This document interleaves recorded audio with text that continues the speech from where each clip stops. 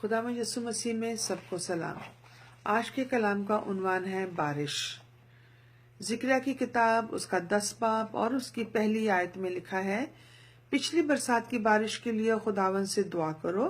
खुदावंद जो बिजली चमकाता है वो बारिश भेजेगा और मैदान में सबके लिए घास उगाएगा। आमीन।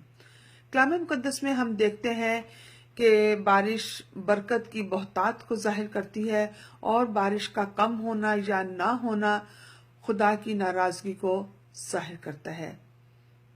जैसा कि इस्तिशना की किताब उसका 11 बाब उसकी 16 और 17 आयत में लिखा है, सो तुम खबरदार रहना ता ऐसा ना हो कि तुम्हारे दिल धोखा खाएं और तुम बहक कर और माबूदों की प्रस्तिश करने लगो और खुदावंद का गजब तुम पर भड़के और आसमान को बंद कर दे ताकि मींह ना बरसे और जमीन में कुछ पैदावार ना हो और तुम इस अच्छे मुल्क से जो खुदावंद तुमको देता है जल्द फना हो जाओ। कलाम मुकद्दस में 2 तरह की बारिशों का जिक्र पाया जाता है, पहली बारिश और पिछली बारिश। इस्तिशना की किताब उसका 11 बाब और उसकी 14 आयत में लिखा है, मैं ऐन वक्त पर पहला और पिछला मींह बरसाऊंगा। आमीन। दुनियावी तौर पर हम देखते हैं कि जमीन में बीज बोने के बाद बारिश होती है। इस बारिश को पहली बारिश कहा जाता है और पिछली बारिश फसल की कटाई से पहले होती है ताकि कटाई से पहले फसल और ज्यादा मजबूत और हरी भरी हो जाए। रूहानी जिंदगी में भी कुछ ऐसा ही है। जैसा भी हमने इस्तिशना की किताब 11 बाब और उसकी 14 आयत में देखा है कि वहां पे खुदावंद ने लिखा है कि मैं ऐन वक्त पर पहला और पिछला मींह बरसाऊंगा। और फिर जैसा खुदावंद ने पैदाइश 18 बाब उसकी 10 आयत में कहा कि मैं मौसम बहार में फिर तेरे पास आऊंगा।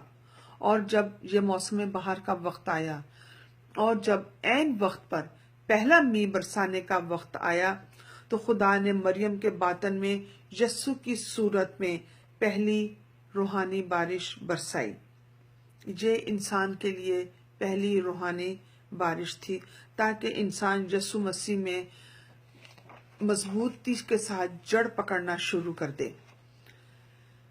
और फिर जिस तरह से हम इस दुनिया में देखते हैं कि दुनियावी फसल की कटाई से पहले बारिश होती है और इस बारिश को पिछली बारिश कहा जाता है, इसी तरह से खुदावंद ने रूहानी पिछली बारिश बरसाई।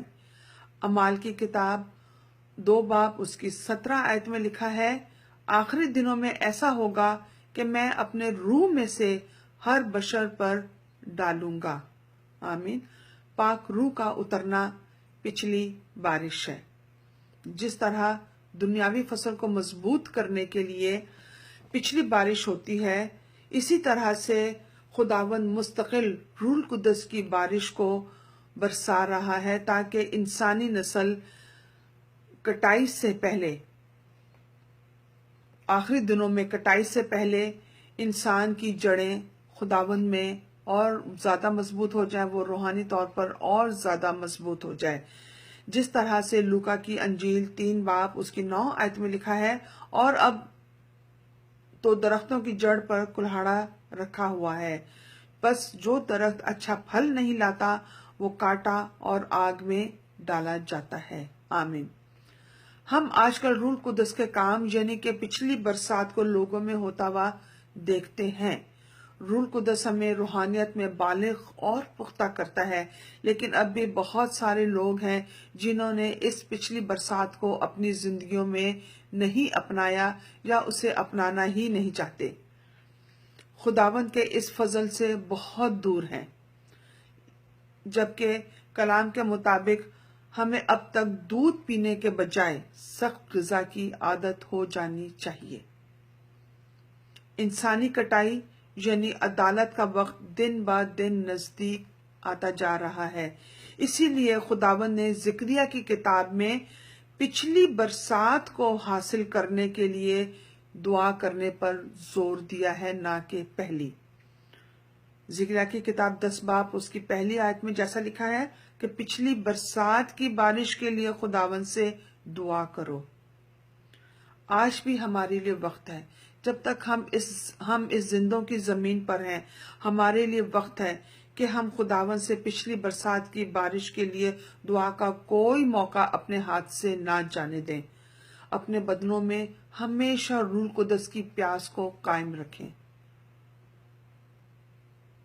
یوحنا رسول کی انجیل اس کا 7 باب اس کی 48 اور 39 آیت میں لکھا ہے، جو مجھ پر ایمان لائے گا اس کے اندر، جیسا کہ کتاب مقدس میں آیا ہے، زندگی کے پانی کی ندیاں جاری ہوں گی۔